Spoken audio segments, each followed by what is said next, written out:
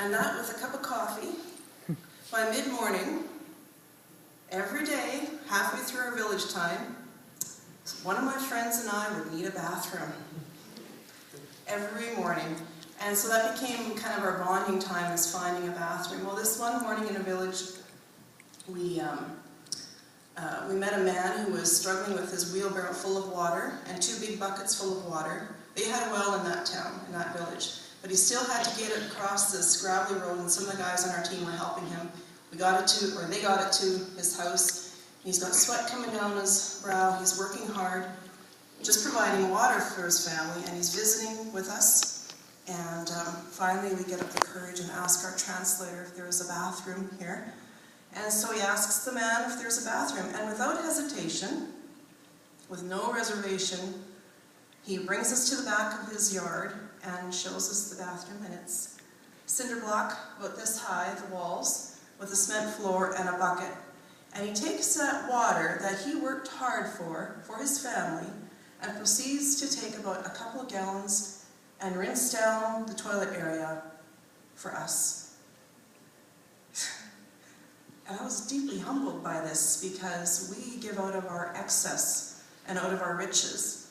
And here, he and many others were giving out of their poverty.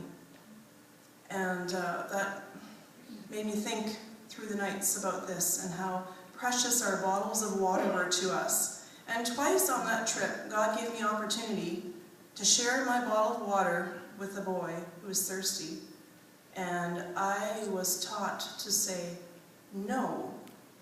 And I was deeply convicted about this, because in an hour or so I could sanitize my bottle, refill it with fresh water, and I would be fine. I could not give out of what I had. And here this man rinsed down the toilet area for me without hesitation, with incredible generosity, with sweat still on his brow from hauling that water. And I'm just amazed. And the verse comes to my mind that may not sound like it applies, but it applies to my heart somehow, and it's, do not be conformed any longer to the pattern of this world, but be transformed by the renewing of your mind. Then you will know what God's will is, his good, pleasing, and perfect will.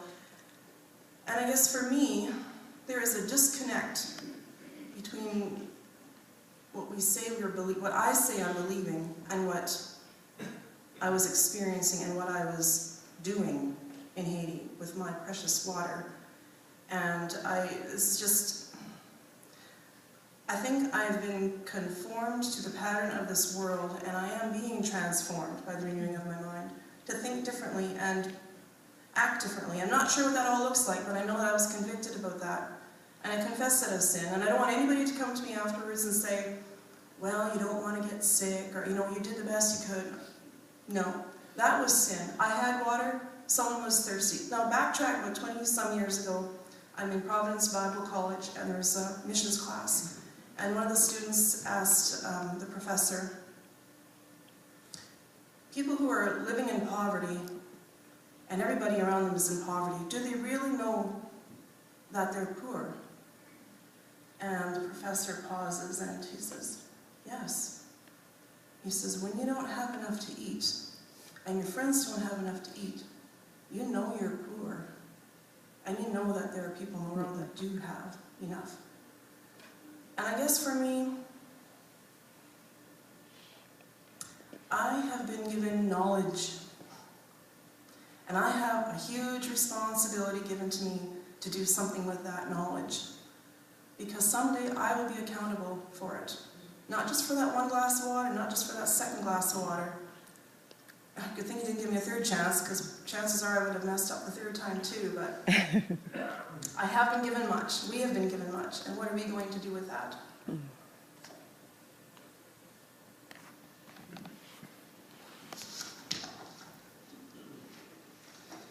Well, I had to write mine down because there's so many things that we saw and so many things that we did in Haiti that I could ramble on for hours about the magnificent things we've seen. How was my time in Haiti? A year and a half ago we started planning for Haiti, and we talked about painting, we talked about planting trees, and I'm thinking, man, I can paint, I can plant trees, I've done it before, pretty good at it. Children, I can love children, I can give hugs, I can do all those things. The problem with that was all those thoughts were centered on me. You know, what can I do in Haiti? And I wasn't thinking much about what God could do in Haiti, what God could do with me. The Sunday before we left for Haiti, we were all called up to the front, especially in the second service. We were prayed for, and I was singled out to be prayed for because I had injured myself, and I didn't feel very good about that because I don't like to be singled out. I felt uncomfortable, and but little did I know what God was about to do with me, and I knew that I couldn't have done that out of my own strength, and He proved that to me. Monday morning was our first morning we were supposed to go out, so here it was. The power was still off. I'm trying to get out of my bed, wrapped up in a bit of a mosquito net, trying to crawl over in the dark, trying not to step on Pastor Kevin, who was bunking underneath me. And something gave in my body, and this incredible pain came over me and almost put me to the floor. Now this is about 6 o'clock in the morning, and our group was supposed to leave about 8. I didn't see how I was going to be able to be of use, and I was feeling quite defeated at that time. Pastor Kevin and a few